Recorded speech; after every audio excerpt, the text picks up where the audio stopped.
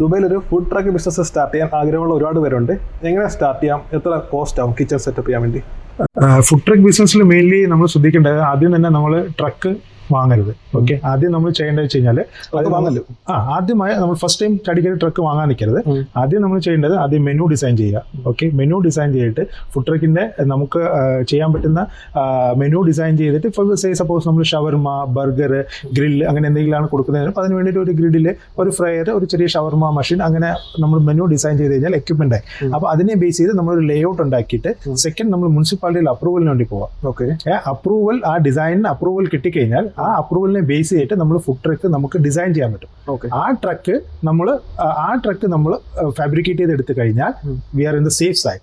First തന്നെ നമ്മൾ food truck എടുത്തിട്ട് ഈ പറയുന്ന സാധനങ്ങളൊന്നും അതിനകത്ത് കമ്പൈൻ ചെയ്യാൻ അല്ലെങ്കിൽ ഉൾക്കൊള്ളിക്കാൻ നമുക്ക് കഴിഞ്ഞില്ല എന്നുണ്ടെങ്കിൽ അത് നമ്മൾ ഒരു സെക്കൻഡ് സ്റ്റേജിലോട്ട് നമുക്കൊരു ലോസിന്റെ സ്റ്റേജിൽ അല്ലെങ്കിൽ നമ്മൾ എക്സ്ട്രാ അതിനകത്ത് കോസ്റ്റ് നമ്മൾ സ്പെൻഡ് ചെയ്താൽ മാത്രമേ അത് ഒരു പ്രോഫിറ്റബിൾ രീതിയിലോട്ട് തിരിച്ചു വരുള്ളൂ. ഇപ്പോൾ ഫുഡ് ട്രക്കിനെ സംബന്ധിച്ച് ഒരുപാട് പാരാമീറ്റേഴ്സ് ഉണ്ട്. ഫ്രഷ് വാട്ടർ,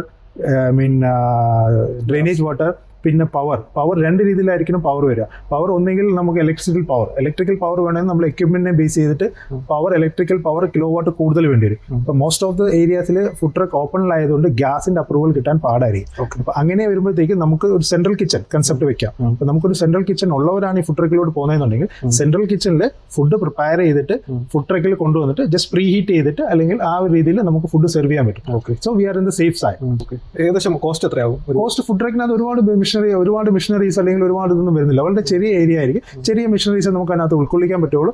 ഏകദേശം കോസ്റ്റ് ഫുഡ് ട്രക്ക് കൂടാതെ എക്യുപ്മെന്റ് കോസ്റ്റ് ഒരു 30,000 dirhams അതിനകത്തേ വരുള്ളൂ. എക്യുപ്മെന്റ് കോസ്റ്റ് ചെറിയ ഗ്രിഡിൽസ്, ഫ്രയേഴ്സ് അതിന്റെയൊക്കെ ആവശ്യമുള്ളൂ. പിന്നെ സ്റ്റീലിന്റെ സിങ്സ്, ടേബിൾസ് ഉണ്ടാവും, റെഫ്രിജറേഷൻ, ചില്ലേഴ്സ്, ഫ്രീസേഴ്സ് ഉണ്ടാവും. അപ്പൊ അത് അത്ര വലിയ കോസ്റ്റ് വരുന്ന ഇതല്ല. ഫുഡ് ട്രക്കിന്റെ കോസ്റ്റ് വേറെ ആവും. അത് മാത്രം സെപ്പറേറ്റ് ആയിരിക്കും. എക്യുപ്മെന്റ് കോസ്റ്റ് 20,000 30,000 ഇടയ്ക്കേ വരുള്ളൂ. പ്ലസ് അപ്രൂവൽ പാർട്ടും ബാക്കിയുള്ള കോസ്റ്റസും അഡീഷണൽ ആയിട്ടായിരിക്കും.